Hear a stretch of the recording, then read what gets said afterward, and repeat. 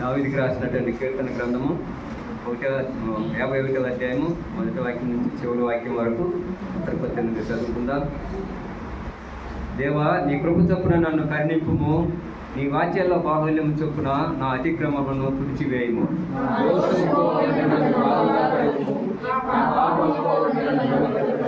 నా అతిక్రమములు నాకు తెలిసే ఉన్నవి, నా పాపం ఎల్లప్పుడూ నా ఎదుటనున్నది.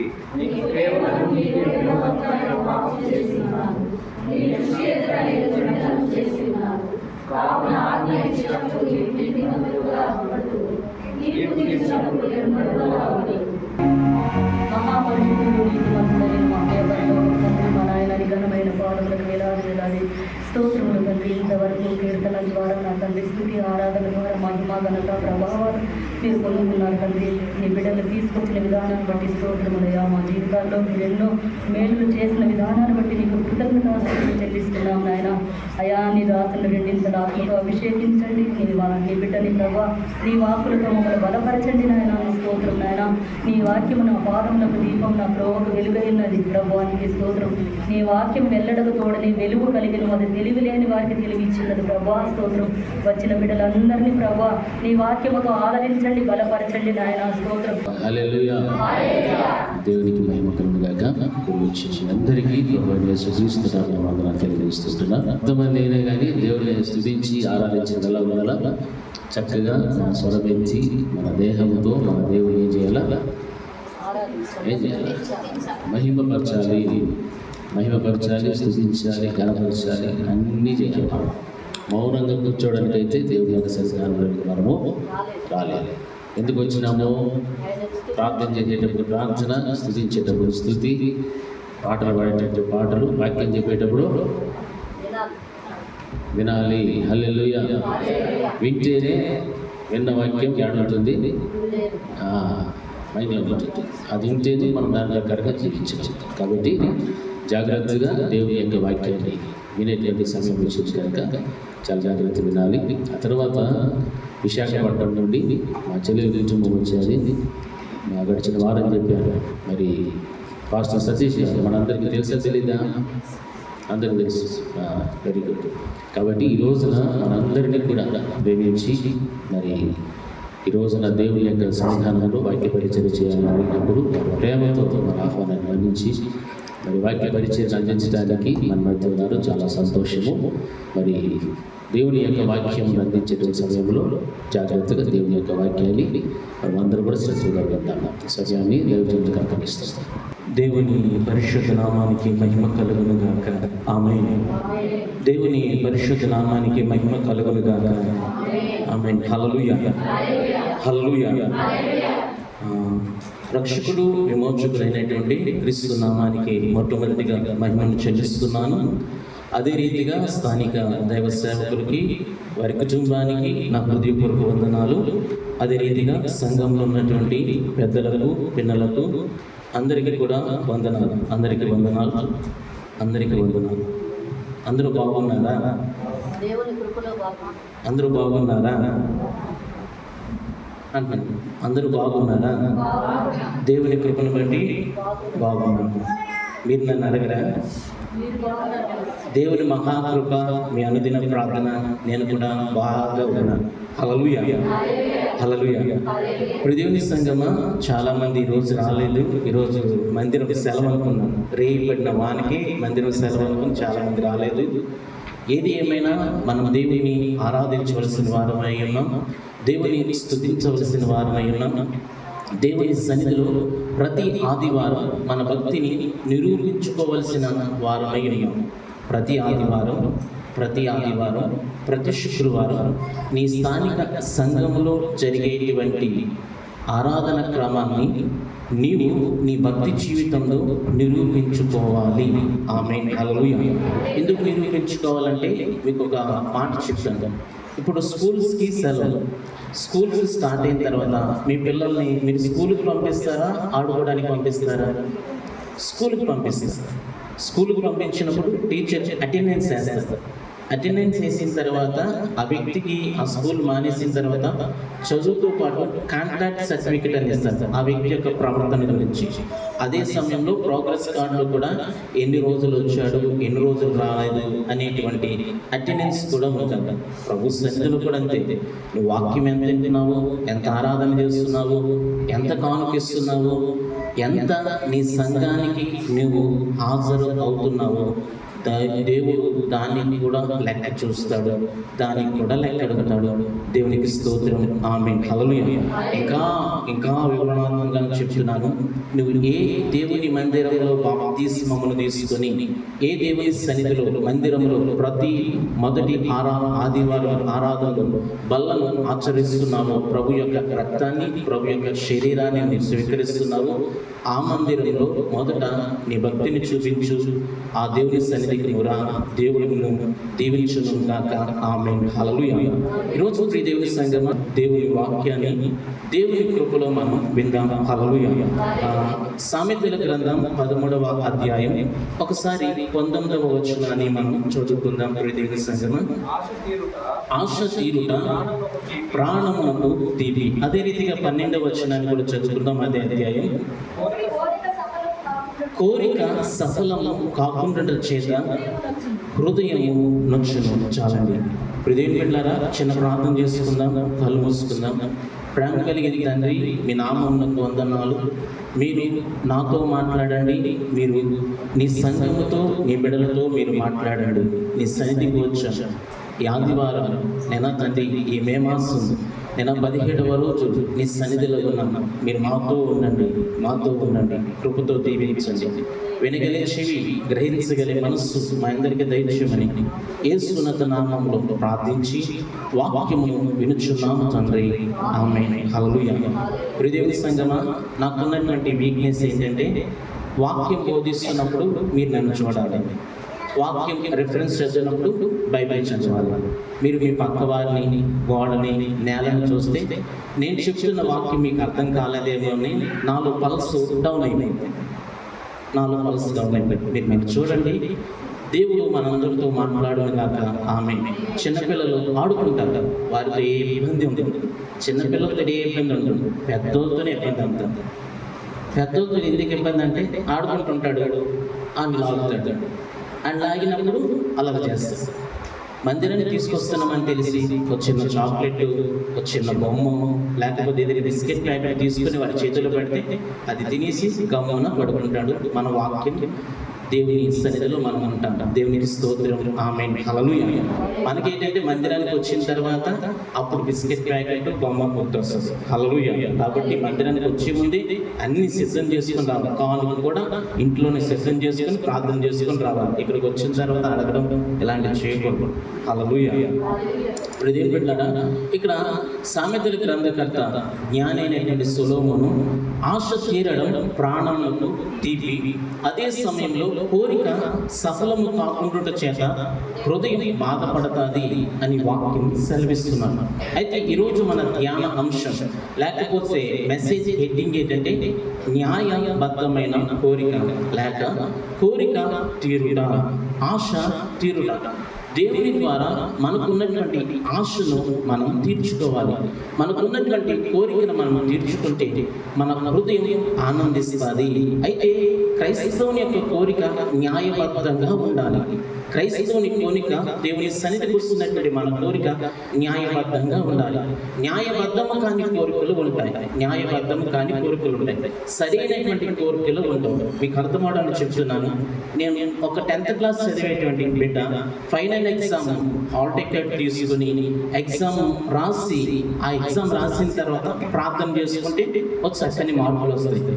ఆ సంవత్సరం అంతా స్కూల్కి వెళ్ళకుండా హాల్ టికెట్ తీసుకుని ఆ హాల్ టికెట్ బైబిల్లో పెట్టి హాల్ టికెట్కి పెన్నకి మాస్టర్ గారి దగ్గర వచ్చి ప్రార్థన చేసుకుని ఎగ్జామ్ హాల్కి వెళ్ళి ఎగ్జామ్ రాయకుండా ఇక్కడికి వచ్చి సంఘానికి వచ్చి నేను 10th క్లాస్ పాస్ అవ్వాలి అనేటువంటి ప్రార్థన విన్నపాన్ని కోరికగా కోరితే అది న్యాయబద్ధమైన కోరిక కాదు. దేవునికి స్తోత్రం. ఆమేన్. హల్లెలూయా. ఈరోజు భక్తి చేస్తున్నటువంటి మన కోరిక న్యాయబద్ధంగా ఉండాలి. అయితే అయితే ఎలాగ న్యాయబద్ధంగా ఉంటుంది అని ఆలోచన చేస్తే దేవుని సంఘమా, మనం సంఘంతో ఉండాలి, సంఘానికి వేరుగా ఉండకూడదు. సంఘంతో ఉండి మన కోరికలను మనము తీర్చుకోవాలి. అదే సమయంలో ఇక్కడ ఉన్నటువంటి మనందరం కూడా మన హృదయంలో ఆశ కలిగి బ్రతికితేనే మన జీవితం భవిష్యత్తు ఉంటుంది. ఆశ కలిగి ఉంటేనే మనకి భవిష్యత్తు ఉంటుంది. ఆశ లేకపోతే, నిరాశతో ఉంటే భవిష్యత్తు ఉండదు. ఏంటి ఆశ కలిగి ఉండడం అంటే, నా పిల్లలు బాగా చదివించుకోవాలి, నా పిల్లలు మళ్ళీ నన్ను చూస్తారు, నా కోడలు నన్ను చూస్తుంది, నా కూతురు నాతో సమాధానంగా మాట్లాడుతుంది, నేను బాగా చదవగలుగుతాను, నేను చదివిన తర్వాత ఉద్యోగం చేయగలుగుతాను ఇనేటువంటి ఆశ మన జీవితాన్ని ముందరికి నడిపిస్తుంది. దేవునికి స్తోత్రం. ఆమేన్. హల్లెలూయా. ఆశ లేదు అని అంటే ఆ వ్యక్తి మనిషి కాదు, మాను కూడా కాదు, బండ కూడా కాదు, ఎందుకు పనికిరాని వ్యక్తి అని నేను అంటాను. అయితే మానుకే కోరిక ఉన్నది అంటే, ఏ విత్తనమైతే భూమిలో పడిందో ఆ భూమిలో పడినటువంటి ఆ విత్తనం ద్వారా ఆ మాను చక్కని ఫలాలను ఇస్తుంది. ఆ ఫలాల ద్వారా ఆ మనుషులు ఆ ఫలాలను, ఆ పండ్లను తిని ఆనందంగా ఉంటారు. బండకేం కోరిక ఉంది? ఇంటిలో నేను ఒక చక్కని మూలరాయిగా ఉండాలి, లేకపోతే పునాది బండగా ఉండాలని బండకు కూడా కోరిక ఉంది. ఈరోజు నీకు ఎన్నో కోరికలు ఉన్నాయి. నీ బిడ్డలు చదివించాలని, బిడ్డల భవిష్యత్తు చేయాలని. ఈరోజు ప్రియదేవి సంగమా, మనం చేస్తున్న భక్తి ద్వారా, మనం చేస్తున్నటువంటి ఆరాధన ద్వారా మనం దేవుని కలుసుకోవాలి అనేటువంటి కోరిక ఉంది. దేవునికి స్తోత్రం. ఆమేన్. హల్లెలూయా. ఉందా లేదా మీకు? దేవుని కలవాలని ఉందా? ₹1,00,00,000 సంపాదించుకోవాలని ఉందా? దేవుని కలవాలని ఉందా? కేజీ బంగారం కావాలని ఉందా? దేవుని కలవాలి. మన ఆశ ప్రాముఖ్యమైనది. మొట్టమొదటిగా నువ్వు చేసే భక్తి, నువ్వు చేసే ప్రార్థన, నీ పరిశుద్ధమైనటువంటి జీవితం, ఈ భూమి మీద చేసిన భక్తే దేవుణ్ణి నిన్ను కలుపుతుంది. నేను చనిపోయిన తర్వాత మధ్యాకాశంలో పరిశుద్ధంగా ఉంటాను, పవిత్రుడిగా ఉంటాను అంటే కుదరని పని. భూమి మీద నువ్వు బ్రతికి ఉన్నప్పుడే చక్కని భక్తి చేయి. ఆ భక్తి బ్రతికే ఉంటుంది. ఆ భక్తి నీ బిడలను బ్రతికిస్తుంది. దేవునికి స్తోత్రం. ఆమేన్. హల్లెలూయా. ఎలాగ బ్రతుకుతుందంటే మనందరికీ తెలుసు. ఎలీషా దగ్గరికి ఒక విధవరాలు వచ్చింది. విధవరాలు వచ్చి ఏమంటుంది? భక్తి కలిగినటువంటి దైవజనుడు నీ ఎదుట ఎలా భక్తి చేశాడో తెలుసయ్యా, అతడు అప్పులు చేసి చనిపోయాడు, అయితే దేవుని చనిపోయాడు, అప్పుల వాళ్ళు వచ్చారు అని ఆ తల్లి ఎలీషాతో చెప్పింది. రాజుల గ్రంథం 2వ రాజుల గ్రంథం 4వ అధ్యాయం ఉంటుంది. మీరు ఇంటికి వెళ్ళిన తర్వాత చదవండి. అయితే భక్తి చేసినటువంటి ఆ భక్తి, ఆ దైవజనుడు చేసినటువంటి భక్తి అతని నాయకుడైనటువంటి ఎలీషా దగ్గర తెలిసింది. ఎలీషా సాక్ష్యం ఇచ్చేది ఉంది. అదే సమయంలో అతని భక్తి బ్రతికే ఉంది. దేవునికి స్తోత్రం. ఒక మాట చెప్పి నేను ముందుకు వెళ్తాను. దేవుని సంగమా, ఇక్కడ నువ్వు చేస్తున్నటువంటి భక్తి నీ నాయకుడైనటువంటి, నీ స్థానిక సంఘ కాపారైనటువంటి అతనికి తెలుసు. అతను సర్టిఫై చేస్తేనే పర్లోకం. Open secret. అతను సర్టిఫై చేస్తే నీకు పర్లోకం. వారంలో 2 నెలల్లో 2 ఆదివారాలు రాక, 3వ ఆదివారం వచ్చి, 4వ ఆదివారం పుట్టింటికి మందిరానికి వెళ్ళామనుకో, నీ భక్తి సరైనది కాదు. ఎందుకు ఈ మాట చెప్తానంటే, ఎప్పుడు పోతామో తెలియదు, దేవుడు ఎప్పుడు వస్తుందో తెలియదు. చక్కని భక్తి చేసి మన ఆశలన్నీ తీర్చుకుందుము గాక. ఆమేన్. హల్లెలూయా. అయితే ఇప్పుడు దేవుని సంగమా, ఆశ ఎలాగ తీరుతుంది? మన కోరిక ఎలాగ తీరుతుంది? నీ బిడ్డలు చక్కగా చదివించుకోవాలనుకున్నావు, చక్కగా స్థిరపరచాలనుకున్నావు, మంచి ఇల్లు కట్టుకోవాలనుకున్నావు, మంచి బట్టలు వేసుకోవాలనుకున్నావు, నువ్వు పడుతున్నటువంటి కష్టార్జితం నీ ఇంటిలో నిలబడాలి అనేటువంటి కోరిక కూడా ఉంది. ఈ కోరికలన్నీ తీరాలంటే మనం ఏం కలిగి ఉండాలి అనంటే, మొట్టమొదటిగా ఒకసారి చూద్దాం. దేవుని సంగమా, సంఖ్యాకాండ గ్రంథం 27వ అధ్యాయం. ఒకసారి సంఖ్యాకాండ గ్రంథం 27వ అధ్యాయం. దేవుని సంగమా 27వ అధ్యాయం ఒకసారి 3వ వచనాన్ని 4వ వచనాన్ని చదవండి. సంఖ్యాకాండ గ్రంథం 27వ అధ్యాయం. అతడు కొరహు సమూహంలో అనగా యెహోవాకు విరోధంగా, ఒకసారి ఆ పై వచనాన్ని ఇచ్చి చదవండి అమ్మా.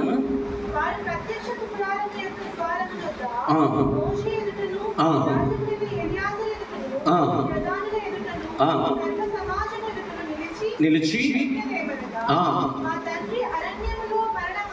మరణమాయను.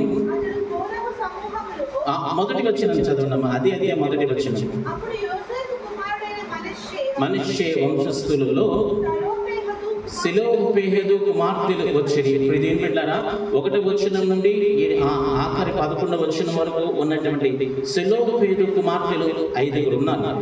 ఈ 5 కుమార్తెలు కూడా మోషే దగ్గరికి వచ్చారు.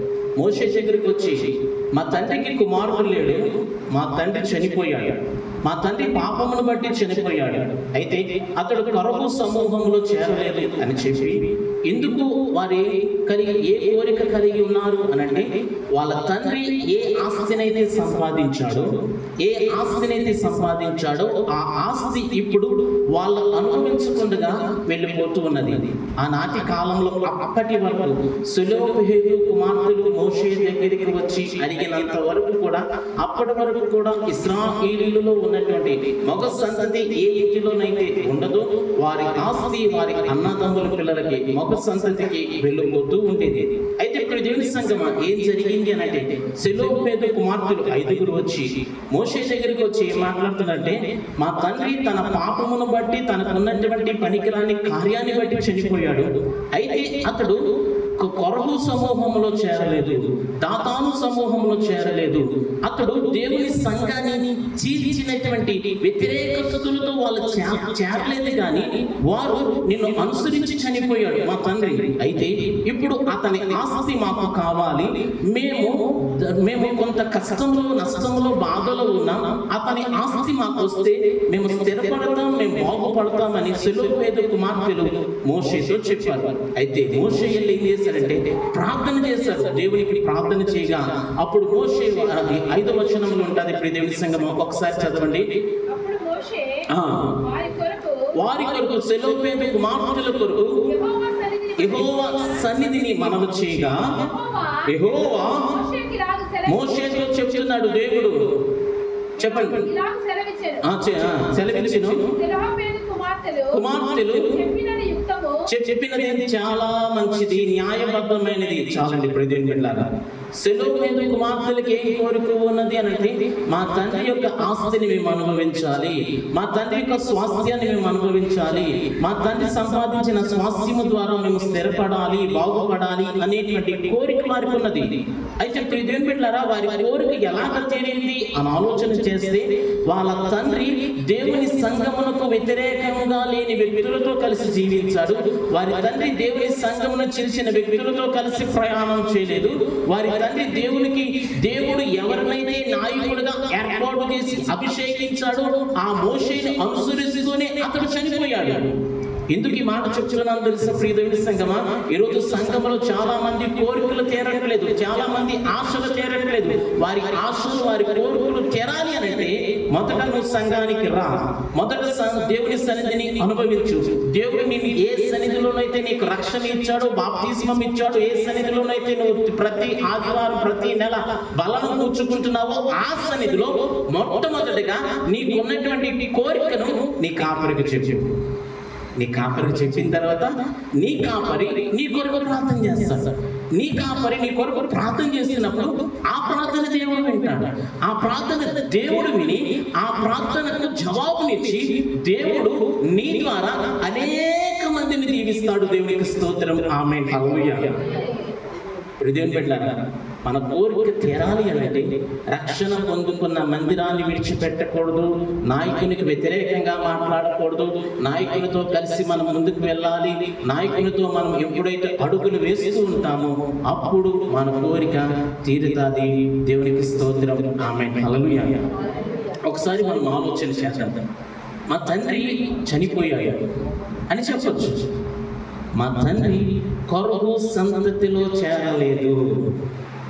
అక్కడ దాన్ని అండర్లైన్ చేస్తుంది. కొరహు సంతతిలో చేరలేదు. ఎవరు ఈ కొరహు అనంటే దేవుని ఇష్టానికి వ్యతిరేకంగా మారినవాడు. ఎవరు ఈ కొరహు అంటే దేవుని ప్రయాణానికి అడ్డుగా ఉన్నవాడు. ఎవరు ఈ కొరహు అంటే దేవుడు ఏ సంఘాన్నైతే ఏర్పాటు చేశాడో ఆ సంఘాన్ని చీల్చిన వాడు. ఎవరు ఈ కొరహు అనంటే దేవుని సంఘమా, దేవుడు దేనినైతే మనిషికి ఇవ్వలేదు, దేనినైతే ఇవ్వలేదు దానిని కావాలి అని ఆశపడిన వాడు. మోషేకి నాయకత్వాన్ని ఇచ్చాడు, అహరోనుకి యాజకత్వాన్ని ఇచ్చాడు, మిర్యాముకి ప్రవక్తగా దేవుడు ఏర్పాటు చేసుకున్నాడు. అదే సమయంలో దీనిని బట్టి ఆత్మీయంగా మనం అర్థం చేసుకోవాల్సిన విషయం ఏంటో తెలుసా? సంఘములో దేవుడు నీకు ఏదైతే ఇచ్చాడో దానిలో నువ్వు అభివృద్ధి చేసి పాటలు పాడి కృపించాడా, ప్రార్థన చేసి కృపించాడా, పరిచయం చేసి కృపించాడా, దేవునికి ఎక్కువగా ఇచ్చే కృపించాడా, దానిలో నువ్వు నమ్మకంగా ఉండి నీ కాపరితో నువ్వు వెళ్ళు, నీ కోరిక తీరుతుంది. అంతేగాని నాది గాడి స్వరం, పాటలు పాడడం రాదు, నేను ఎక్కువ కానుకిస్తున్నానని చెప్పి నేను మైక్ తీసుకొని పాటలు పాడాను అనుకో, ఏమవుతుంది? అది వ్యతిరేకం అవుతుంది, అది వ్యతిరేకం అవుతుంది, నాశ తీరదు. ఈరోజు ప్రియదేవి సంగమం మన ఆశలు తీరకపోవడానికి, మన కోరికలు తీరకపోవడానికి మనము దేవుడు ఏర్పాటు చేసిన నాయకత్వంలో మనము ముందుకు వెళ్ళాలి. దేవునికి స్తోత్రం. ఆమేన్. కొరకు సంతతిలో మనం చేరకూడదు, దాతాను సంతతిలో మనం చేరకూడదు.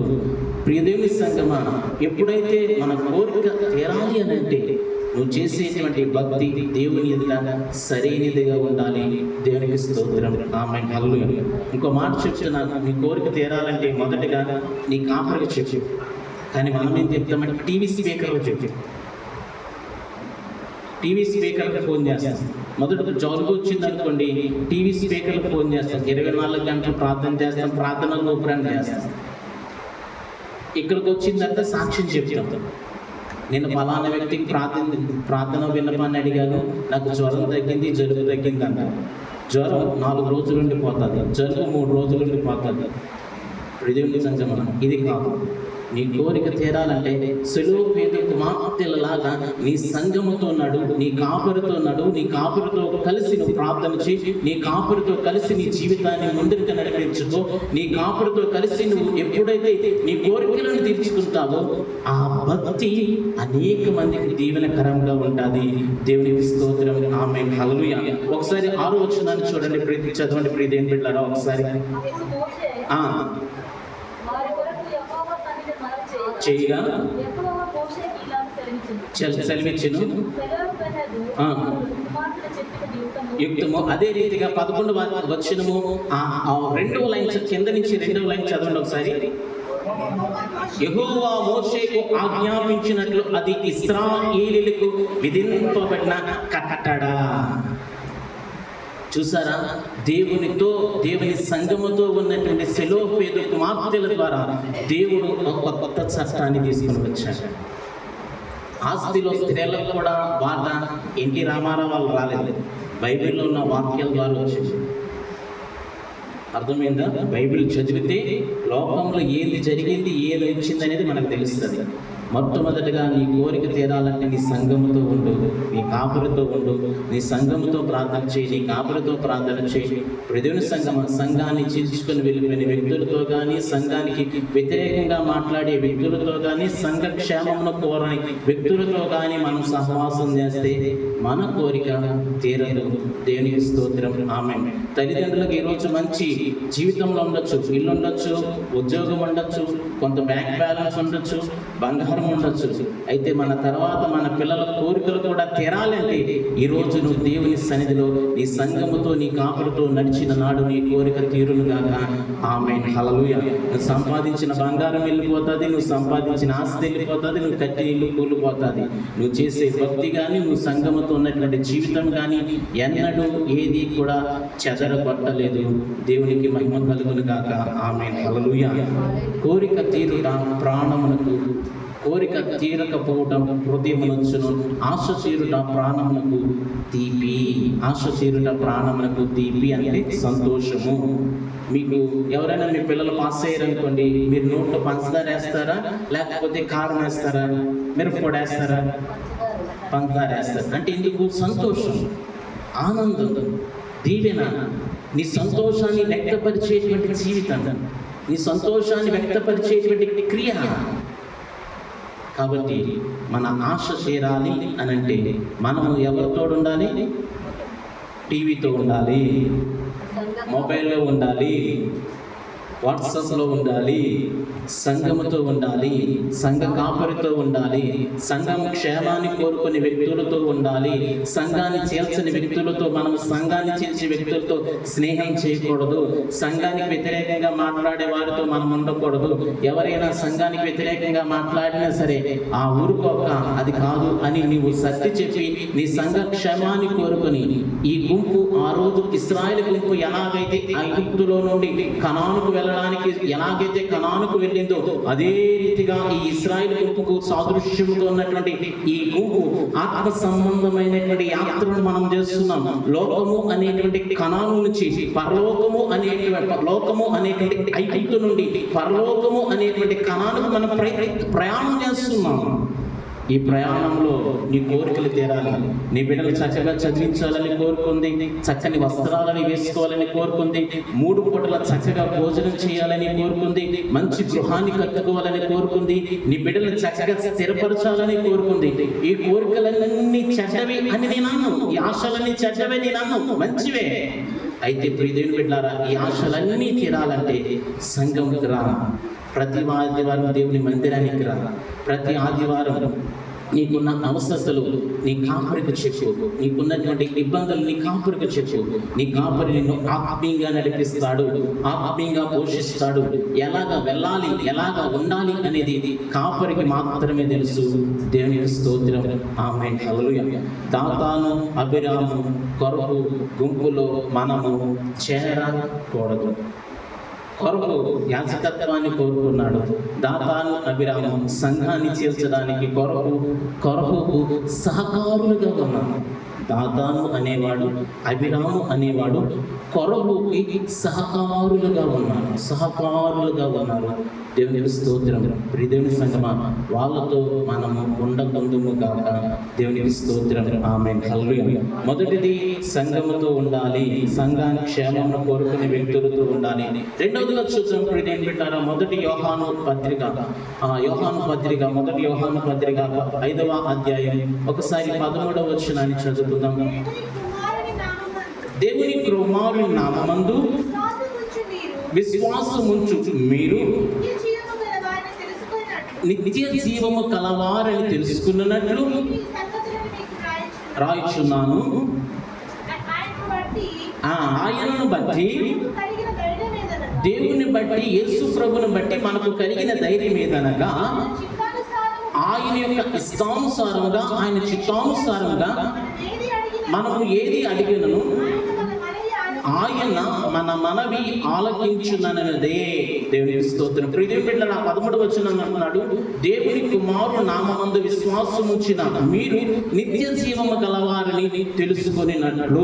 దేవునికి స్తోత్రం, ఆమేన్, హల్లెలూయా. రెండవదిగా నీ కోరిక తీరాలి అనంటే మనకు ఉండవలసినటువంటి లక్షణం ఏంటంటే, ప్రభువును మనం ఎందుకు విశ్వసించాము, యేసు ప్రభుని మనము ఎందుకు నమ్ముకున్నాము.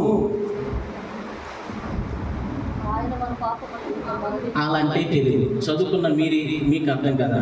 ప్రభుని మనము ఎందుకు నమ్ముకున్నాము. ఇక్కడ కొంత కదా సమాధానం పాస్టర్ గారు చెప్తున్నారు.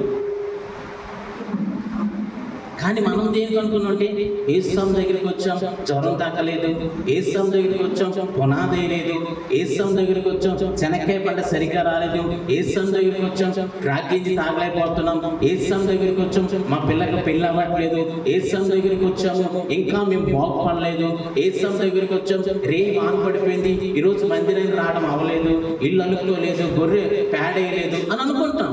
మొట్టమొదటిగా ప్రభువుని నువ్వు ఎందుకు నమ్మావు అని అంటే, నీవు నిత్య జీవమునకు పరలోకమునకు వారసురాలుగా అవడానికి దేవుడు నిన్ను నీ పాపములన్నీ క్షమించి నిన్ను నిత్య జీవము కలిగిన దానిగా దేవుడు నిన్ను మార్చాడు. కాబట్టి నేను నిత్య జీవము కొరకు దేవుని నమ్ముకున్నాను. ఈ జ్వరం 10 రోజులు జ్వరం తగ్గకపోయినా పర్లేదు, 1,00,000 రూపాయలకు చేరకపోయినా పర్లేదు, నేను నా ప్రభుని విడిచిపెట్టను, నా దేవుని మందిరాన్ని విడిచిపెట్టను, నా రక్షణ జీవితాన్ని విడిచిపెట్టను, దేవునితో నాకు ఉన్నటువంటి సంబంధాన్ని విడిచిపెట్టను అని నీవు దేవునితో ముందుకు నడిస్తే దేవుడు తన చిత్తానుసారంగా నీ కోరికలను తీరుస్తాడు. దేవునికి స్తోత్రం, ఆమేన్, హల్లెలూయా. 1,00,000 రూపాయలు అప్పు తీరలేదు అనుకోండి, ఇంటి గుమ్మాలు మార్చేస్తాం, వాస్తు మార్చేస్తాం, కిటికీ మార్చేస్తాం, నీటి గుంట మార్చేస్తాం. గత ఆదివారం చెప్పాను, 1,00,000 రూపాయల అప్పుకు భయపడిపోతాం, 10,000 అప్పుకు భయపడిపోతాం. పుట్టినప్పటి నుంచి 1,00,000 రూపాయలు కోడి మాంసం తినేసుకుంటాం, మనం చికెన్ తినేసుకుంటాం. ఈ పిల్లలైతే 1,00,000 రూపాయలు పానీపూరి తినేస్తుంటారు, కురుకురే తినేస్తుంటారు.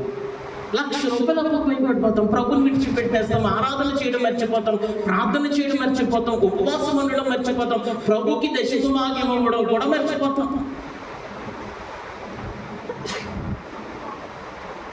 దశభాగం ఇచ్చేస్తే పాస్ ఎక్కడ బాగుపడిపోతాడో అనుకునేస్తాం. దేవుని సంగమా, మొట్టమొదటిగా నువ్వు నిత్య జీవముల కొరకు ప్రభుని నమ్ముకున్నావు. నిత్య జీవముల కొరకు నమ్ముకున్నటువంటి ప్రభు రక్షణ సంబంధమైన జీవితంలో ఎన్నడూ ఎప్పుడు వెనక అడుగు వేయకూడదు. దేవునికి స్తోత్రం. ఆమేన్. హల్లెలూయా. నిత్య జీవం కొరకు ప్రభుని నమ్ముకున్నవాడు ఎలా ఉంటాడు చెప్పనా? నన్ను చూడండి. నా మూతి నచ్చకపోయినా ఈ వారం మీరు నన్ను భరించవలసిందే, నన్ను చూడాల్సిందే.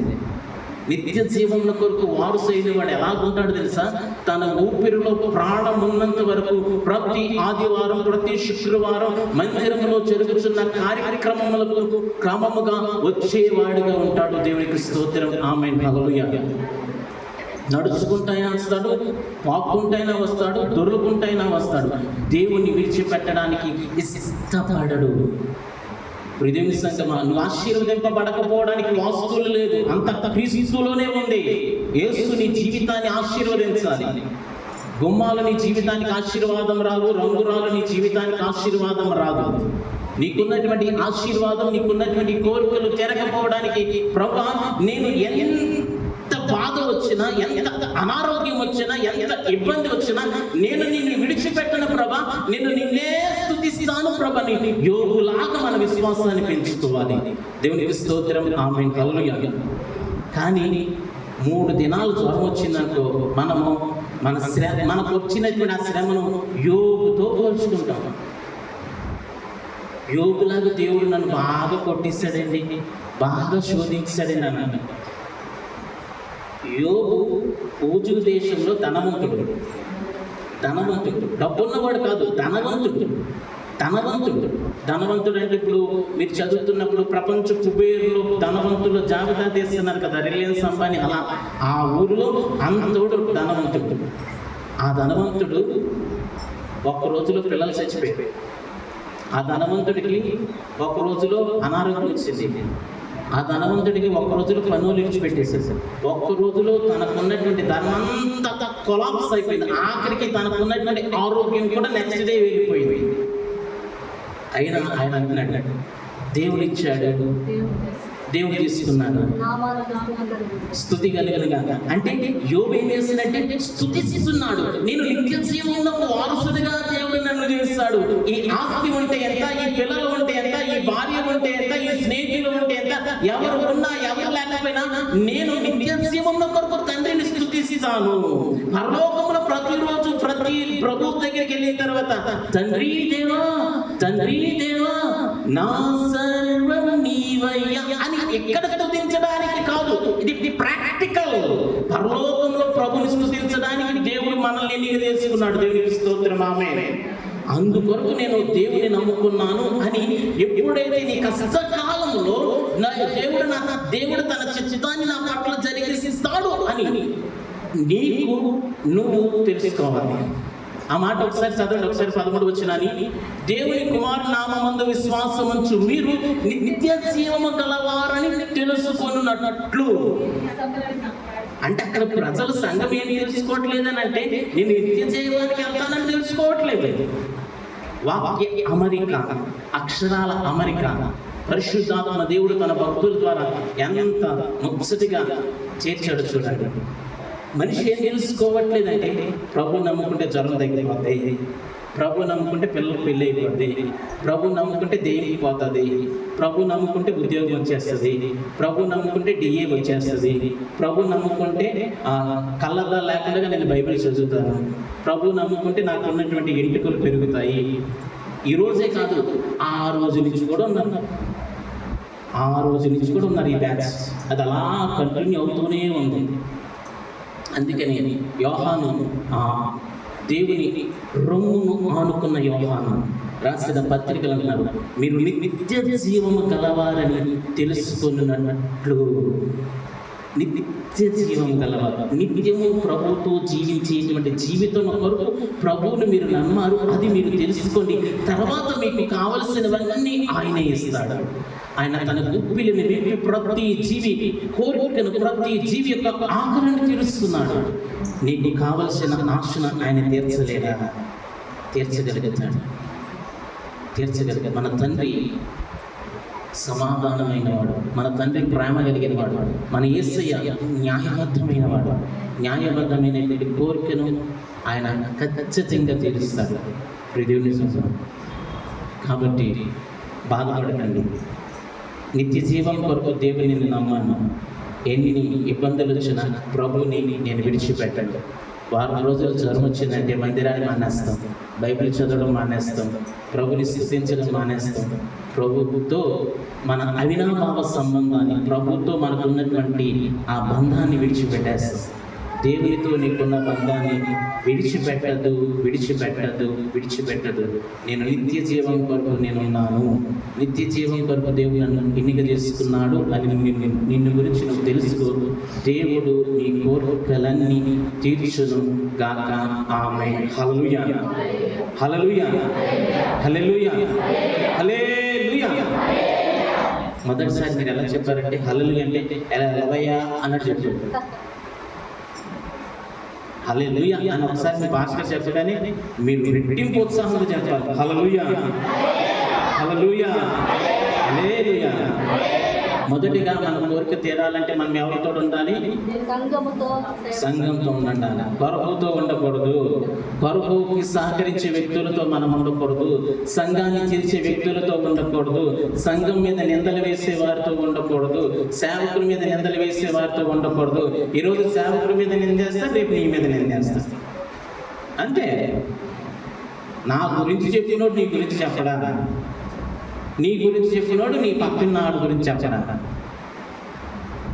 కాబట్టి మనిషి మాట వినకండి, దేవుని మాట వినండి. మనిషి మాట వినకూడదనేసి మేము చెప్పే పాస్టర్ గారు చెప్పే మాట కూడా మేము వినమందో కాదు. చెప్పే వాక్యం వినండి, చెప్పే వాక్యం వినండి. దేవునికి స్తోత్రం. సెలోపేదు కుమార్తెల యొక్క ఆశ తీరింది. దానికి తీరడానికి గల కారణం నాయకుడు ప్రార్థన చేశాడు. ఆ నాయకత్వాన్ని వహించే మోషే ప్రార్థన చేశాడు. ఈరోజు నీ కోరిక తీరాలంటే నీ కాపురు చేసే ప్రార్థనగానే నీ జీవితంలో ఉండిపోతుంది అని అంటే, నీ కోరిక తీరట్లేదు అంటే నీలో ఎక్కడో ఏదో చిన్న లోపం, ఆ లోపాన్ని నువ్వు సరి చేసుకో. దేవుడు నిన్ను దీవిస్తాడు. దేవునికి స్తోత్రం. ఆమేన్. హల్లెలూయా. నేను మాట అడుగుతాను, లాజరుని బ్రతికించిన దేవుడు బండను తీయాలి. బండ ఎవరు తీయాలి? మనమే తీసుకోవాలి. దేవుడు మిగిలిన కార్యక్రమం చేస్తాడు. మనం బండ తీయం, ఏది తీసుకోవాలి. అన్నీ దేవుడే చేయాలి, అన్నీ దేవుడు చేయడు. కొన్ని మనం చేస్తే తర్వాత దేవుడు నెక్స్ట్ స్టెప్ దేవుడు వేస్తాడు. ఎందుకు అన్ని దేవుడు చేయడంటే, దేవుడు ఎంత చేయాలి అంత చేసేసాడు. నువ్వు పుట్టకముందే నీ కొరకు భూమి మీదకి వచ్చాడు. నేను పుట్టకముందే నా కొరకు సిలువలో ప్రాణం పెట్టాడు. నేను పుట్టకముందే నా పాపము కొరకు ఆయన కల్వరిలో ప్రాణాన్ని పెట్టేశాడు. ఆయన అన్ని చేస్తాడు. ఇంకా మిగిలిన మనం చేసుకోవాలి. దేవునికి స్తోత్రం. ఆమేన్. హల్లెలూయా. రెండవదిగా కోరిక తీరాలంటే, నేను నిత్య జీవమునకు వారసురాలుని అని నిన్ను గురించి నువ్వు తెలుసుకోవాలి. నన్ను గురించి నేను తెలుసుకోవాలి. నేను నిత్య జీవం కొరకు ప్రభుని నమ్ముకున్నాను. నేను నిత్య జీవం కొరకు ప్రభుని నమ్ముకున్నాను. ఈ కష్టం, ఈ నష్టం, ఈ వ్యాధి, ఈ బాధ ఉంటే ఉండని, బాధ లేదు.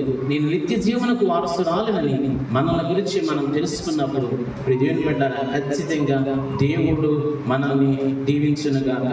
ఆమేన్. హల్లెలూయా. మనం ఏ రాష్ట్రానికి చెందిన వారు? తెలంగాణక, ఆంధ్రాక, కర్ణాటక? ఆంధ్రాకి. ఆంధ్రాలో ఉన్నటువంటి పథకాలు అర్హత ఉన్న వారికి ప్రభుత్వం అమలు చేసినప్పుడు ఆ పథకాలు వస్తాయా రావా? అదే రీతిగా నిత్య జీవములకు వారసురాలుగా మనం బ్రతికి నిత్య జీవముల కొరకు నేను ఉన్నానని మన గురించి మనం తెలుసుకుంటే ప్రభువు మన పట్ల ఇచ్చినటువంటి పథకాలు ఖచ్చితంగా అమలవుతాయి. మనుషుడిచ్చే పథకాలు ఆగిపోవచ్చు, ప్రభుత్వాలు మారిపోవచ్చు, ప్రభు మనసు మారదు. ప్రభు ఇచ్చేటువంటి ఆశీర్వాదాలు నీ జీవితంలో ఎన్నడూ ఎవడు ఆపు చేయలేడు. దేవునికి స్తోత్రం. ఆమేన్. మనం ఎలా ఉంటామంటే ఆంధ్రాలో ఆధార్ కార్డు ఉంటుంది, కర్ణాటకలో అప్లై చేసుకుంటాం. ఆ పథకాలు ఎందుకు వస్తాయి? నిత్య జీవనకు వారసులుగా ఉండి నరకానికి వారసురాలుగా ఉండి పాపములతో నీ జీవితాన్ని ముడిపెట్టుకుని ప్రభువా నన్ను దీవించు అంటే దేవుడు ఎలాగ నిన్ను దీవిస్తాడు, ఎలాగ నీ కోరికలను సఫలీకృతం చేస్తాడు? చేయలేదు. జాగ్రత్త. నేను నిత్య జీవమునకు సంబంధించిన దానిని కాబట్టి పవిత్రంగా ఉంటాను. నేను నిత్య జీవనకు సంబంధించిన దాని కాబట్టి ప్రార్థన చేస్తాను. నేను నిత్య జీవమునకు సంబంధించిన దాని కాబట్టి లోక సంబంధమైనటువంటి ఆచారాలు పండుగలు కాకుండా ఆత్మ సంబంధమైన ఆచారంలో నా బ్రతుకుని నడిపించుకుంటాను అని నీ భక్తి జీవితాన్ని నడిపించుకున్నాడు దేవుడు నిన్ను ఖచ్చితంగా ఆశీర్వదించునుగాక. ఆమేన్. హల్లెలూయా.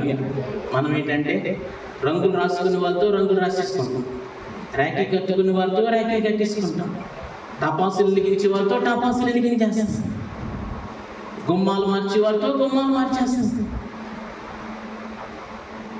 లేకపోతే పాస్టర్ గారి దగ్గరికి నూనె తీసుకుని వస్తాం, ఆ ప్రార్థన ఫలించలేదంటే వైద్యుడి దగ్గరికి వెళ్ళిపోతాం. జాతరలో ఉంటాం, అన్నింటిలోనే ఉంటాం. నిత్య జీవమునకు నువ్వు వారసురాలివి. జాగ్రత్త, జాగ్రత్త. నన్ను చూడండి, అటు చూడకండి, అటేముంది, నన్ను చూడండి. నిత్య జీవనముకు నువ్వు వారసురాలివి. జాగ్రత్త. పరలోకానికి వారసురాలివి. ప్రభువుని స్తుతించడానికి నువ్వు వారసురాలివి. ఆయన సింహాసనం మీద నిలబడడానికి నువ్వు వారసురాలివి. ఆయన ఇచ్చే జీవ కిరీటం పొందుకోవడానికి వారసురాలివి. ఆయన ఇచ్చేటువంటి జీవవృక్ష ఫలాలు భుజించడానికి నువ్వు వారసురాలివి. ఆయనతో పాటు 1000 ఏళ్ల పరిపాలన చేయడానికి నువ్వు నేను వారసులము. జాగ్రత్త, జాగ్రత్త. నిత్య జీవమునకు వారసులగినట్లు విశ్వాసులమైన మనం తెలుసుకోవట్లేదంట బైబిల్ చెప్తుంది. నేను చెప్పట్లేదు, భక్తుడు చెప్తున్నాడు, పరిశుద్ధాత్మ దేవుడు చెప్తున్నాడు. నిత్య జీవమునకు వారసురాలు కాబట్టి అలాగ బ్రతికితే దేవుడు నీ కోరికను తీర్చునుగాక. ఆమేన్. హల్లెలూయా. ప్రియదేవుని బిడ్డలారా, 3వదిగా చూద్దాం. ప్రియదేవుని సంగమా, మత్తయి సువార్త 15వ అధ్యాయం ఒకసారి, మత్తయి సువార్త 15వ అధ్యాయం ఒకసారి 23వ వచనాన్ని చదువుకుందాం. ప్రియదేవుని బిడ్డలారా,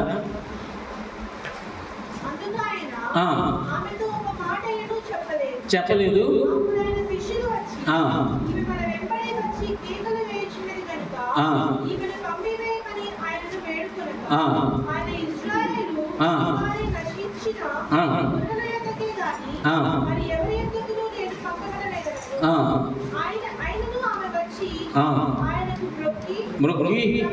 ప్రభువా,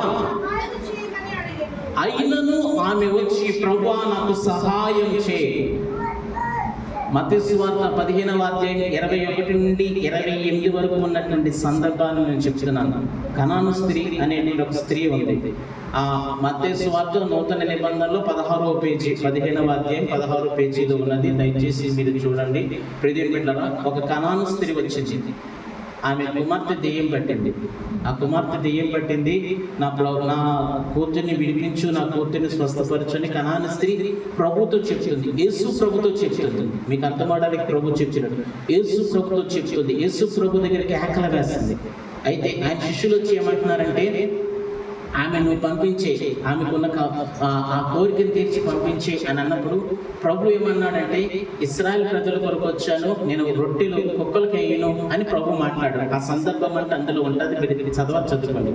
కుక్కలకి వేయను అని అన్నాడు. అయితే ఈ తల్లి ఏం మాట్లాడుతుందంటే, ఆ మాట విన్న తర్వాత వచ్చి మాట్లాడుతున్న మాట ఏంటో తెలుసా?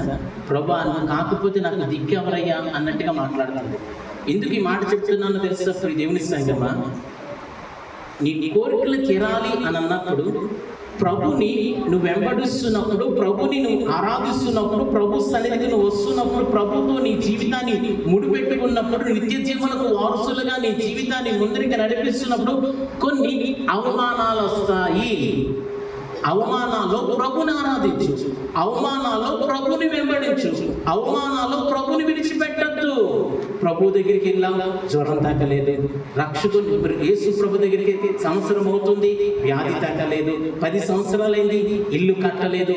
5 సంవత్సరాలైంది, బిడ్డలకి పెళ్లి చేయలేదు. ప్రభు దగ్గరికి వెళ్తున్నావు, మాతో కలవట్లేదు, మా పండుగలు చేయట్లేదు, మా ఇంటికి రావట్లేదు, బొట్టు పెట్టుకోవట్లేదు, తెల్లచీర కట్టుకున్నావు, మొండమోపుదానిలాగా ఉన్నావు, దేవునితో నువ్వు వెళ్ళిపోతున్నావు. దేవుడు అనుకుంటూ ప్రతి ఆదివారం బయట సంఘంలో పెట్టుకొని వెళ్ళిపోతున్నావు. నీ రోగం తగ్గలేదు, నీ బాధ తగ్గలేదు, నీ ఇరుకు తగ్గలేదని సంఘంలోనూ వస్తాయి, నీ గ్రామంలోనూ వస్తాయి, నీ బంధువుల దగ్గర వస్తాయి. ఎన్ని అవమానాలు వచ్చినా యేసుని వెంబడించు. యేసుని వెంబడించేటువంటి ఆ జీవితం నీ కోరికను తీరుస్తుంది. దేవునికి స్తోత్రం. ఆమేన్. హల్లెలూయా.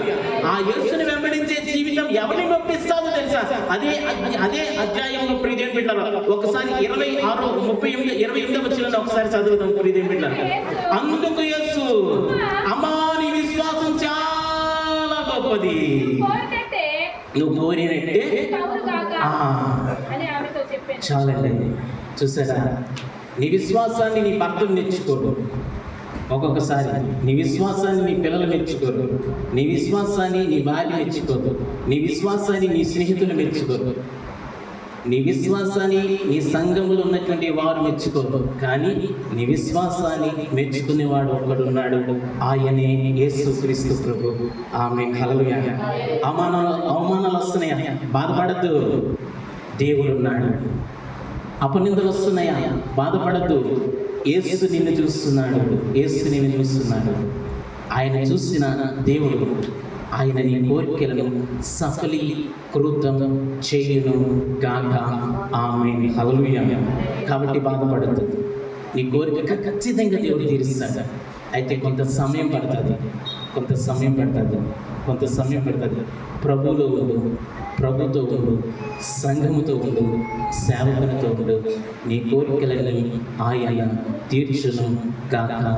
ఆమేన్. హల్లెలూయా. మరొక మాట చదివించి నేను ముగించేస్తాను. ఇదేంటారా, నాకు ఇచ్చిన సమయం కావస్తుంది.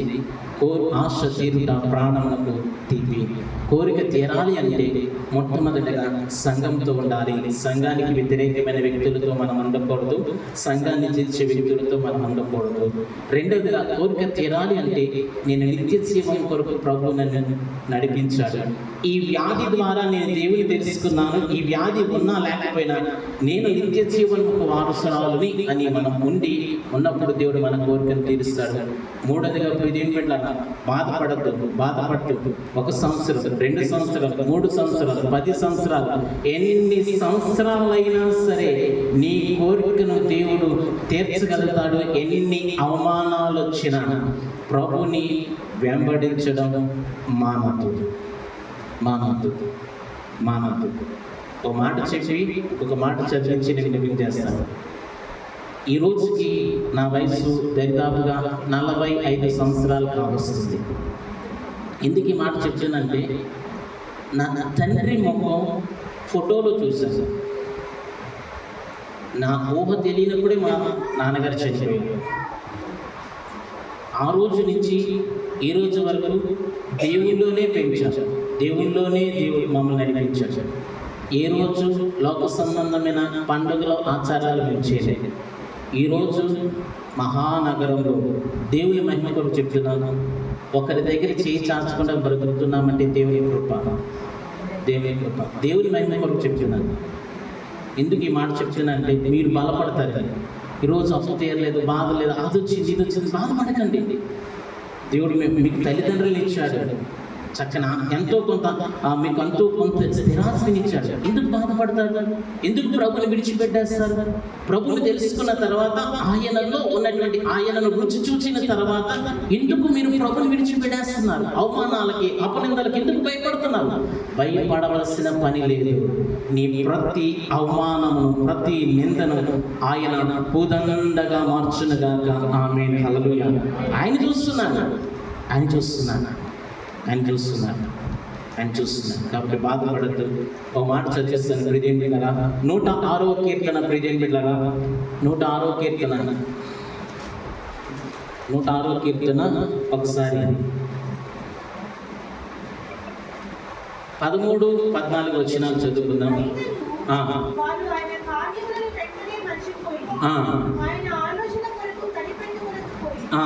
అరణ్యములో వారు బాగుగా ఆశించిరి, ఎడారిలో దేవుని శోధించిరి.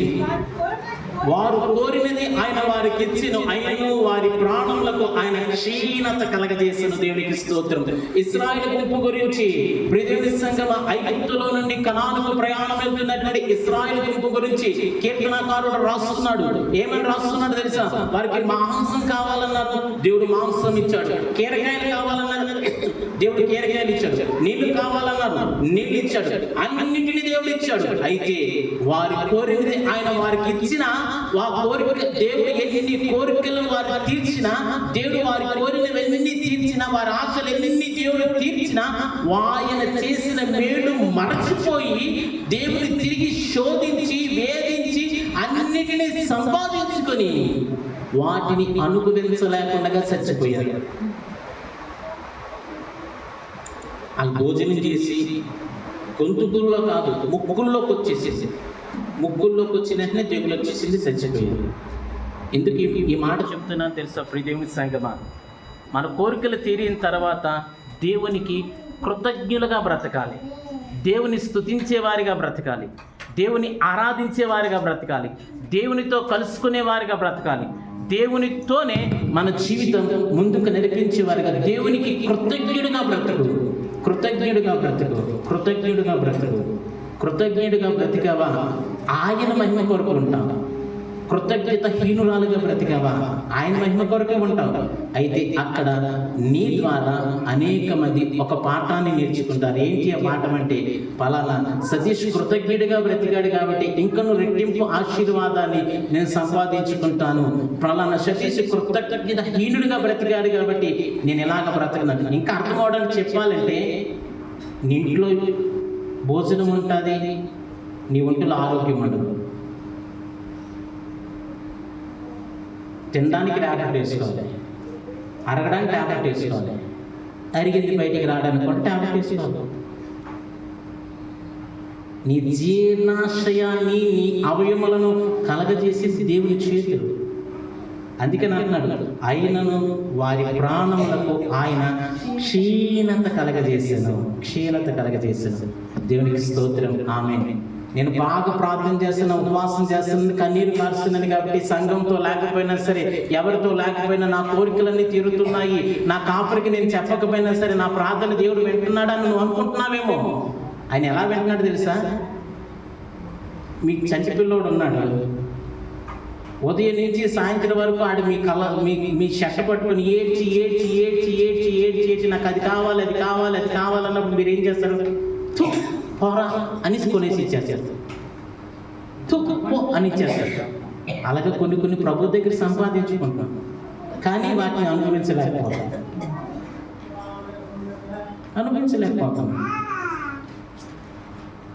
దేవుని సంగమా, ఒక సేవకునిగా చెప్తున్నాను, నీకును నాకు మధ్యన వాక్యం ఉంది. దేవుడు నీకు ఏ జీవితాన్ని ఇచ్చాడో ఆ జీవితాన్ని అనుభవించు. నేను చెప్పే మాట కాదు, నీ చేతుల కష్టార్జితం నిశ్చయముగా నిశ్చయముగా నిశ్చయముగా అనే మాట ఏంటంటే కంపల్సరిగా నువ్వు అనుభవిస్తావు. నీ డబ్బులు అప్పుల పాలు కాకూడదు, నీ డబ్బులు వడ్డీ పాలు కాకూడదు, నీ ఇల్లు అన్యుల పాలు కాకూడదు, నీ కష్టార్జితం బూడిదలో పోసిన పన్నీరు కాకూడదు. మనం దేవుని నమ్ముకున్నాము, మన చేతుల కష్టార్జితాన్ని ఆశీర్వదించి ప్రభుని నమ్ముకున్నాం. మన చేతుల కష్టార్జితాన్ని ఆశీర్వదించి మన కోరికలను సఫలము చేసి యేసును మనం నమ్మాము. జాగ్రత్త సుమా, ఈ మాట జాగ్రత్తగా గుర్తుపెట్టుకో, ఈ మాట జాగ్రత్తగా గుర్తుపెట్టుకో. మొదటిగా మన కోరిక తీరాలి అంటే సంఘముతో ఉండాలి, సంఘాన్ని చిలిచి వ్యక్తులతో ఉండకూడదు. రెండవదిగా మన కోరిక తీరాలంటే నిత్య జీవమునకు నేను వారసుని అని ప్రతిరోజు మన జీవితాన్ని మనల్ని మనం సరి చేసుకోవాలి. మూడవదిగా మన కోరిక తీరాలి అని అంటే ప్రియదేవుని సంఘం ఏం చేయాలి? ఆ బుజ్జి ఒకటి మాట మా వాక్యం వింటున్నట్టు మా ఆయన కూడా విన్నట్లేదు, చెప్పలు మర్చిపోయింది. హల్లెలూయా. ఎన్ని అవమానాలు రానండి, ప్రభుని విడిచిపెట్టద్దు. అయితే నేను చేసిన ప్రార్థన దేవుడు వింటున్నాడు, నా బిడ్డలు బాగా దీవించాడు, నేను ఇల్లు కట్టేసుకున్నాను అని అనుకున్నావా? 106వ కీర్తన 16, 17, 18 వచ్చిన చదువు. ఆయన కోరినది వారికి ఇచ్చాడు, ఆయన వారి ప్రాణములకు క్షీణత కలగజేశాడు. నేను సంఘానికి రాను, సంఘస్థులతో ఉండను, కాపరికి నా ఇది చెప్పను అని అనుకుంటున్నావా? నీ కష్టార్జితం నువ్వు అనుభవించలేదు. దేవునికి స్తోత్రం. ఆమేన్. హల్లెలూయా. నేను ముగిస్తున్నాను. ప్రియమైన బిడ్డలారా, మోకరిద్దాం, చిన్న ప్రార్థన చేసుకుందాం. ఈ సమయం ముగిస్తున్నాను. మహాపరిశుద్ధుడా, ప్రేమ కలిగిన తండ్రి, మీకు వందనాలు, స్తోత్రాలు. మీరు దేవుడవు, ప్రభుడవు, రక్షకుడు, విమోచకుడు. ఆశ తీరుట ప్రాణమునకు తీపి, ప్రాణమునకు తీపి. దేవా, దయచేసి ప్రభా, కోరిక సఫలము కాకుండా చేత హృదయం బాధపడతాదని ప్రభా, చాలా తెల్లగా మీరు మాట్లాడిన ప్రతి మాటను బట్టి వందనాలు, స్తోత్రాలు. దేవా, సంఘముతో మేము ఉండడానికి, నేను కొరకు సమాహంలో మేము చేరకుండగా ప్రభా, నేను నీటిలో ఉండడానికి సహాయం దయచేసి, అదే రీతిగా ప్రభా, విన్న వాక్య ప్రకారంగా మేమందరము జీవించుదుము గాక. నేను ఈ ప్రాంతంలో నీ సేవ చేస్తున్న మీ దాసుల మీద, నీ కుటుంబం మీద నీ కృపనుంచండి, నీ కృపనుంచండి, నీ కృపనుంచండి, నీ కృపనుంచండి. మీ మహిమ కొరకు ఈ ప్రాంతాన్ని మీరు ఎన్నిక చేసుకున్నారు, మీ మహిమ కొరకు మమ్మల్ని ఎన్నిక చేసుకున్నారు. మేము నిత్య జీవనకు వారసులము ప్రభా, వారసులము ప్రభా. దయచేసి నీ కృప చూపించమని. ఎన్ని అవమానాలు, ఎన్ని నిందలు, అవహేళనలు వచ్చినా ప్రభా, నిన్ను కలిగిన మేము నిన్ను విడిచిపెట్టకూడదు ప్రభా, నిన్ను విడిచిపెట్టకూడదు ప్రభా. కృపతో మమ్మల్ని దీవించమని యేసు నామములో ప్రార్థించి వచ్చున్నాం తండ్రి. ఆమేన్. నా ప్రాణమా యెహోవాను సన్నిధించు, నా అంతరంగమున సమస్తమైన పరిశుద్ధ నామమును సన్నిధించు. నా ప్రాణమా యెహోవాను సన్నిధించు, ఆయన చేసిన ఉపకారములలో దేనిని మరువకు. ఆమేన్. మన తండ్రి అయిన దేవుని ప్రేమ, ఆయన కుమారుడైన యేసుక్రీస్తు యొక్క కృప, పరిశుద్ధాత్మ దేవుని యొక్క అన్యోన్య సహవాసం ఇప్పుడు ఎల్లప్పుడూ నిత్య నిరంతరం సదాకాలం ఆయన కృపా సమాధానం మనకు, మన కుటుంబములకు తోడి నడిపించును గాక. ఆమేన్. అందరికీ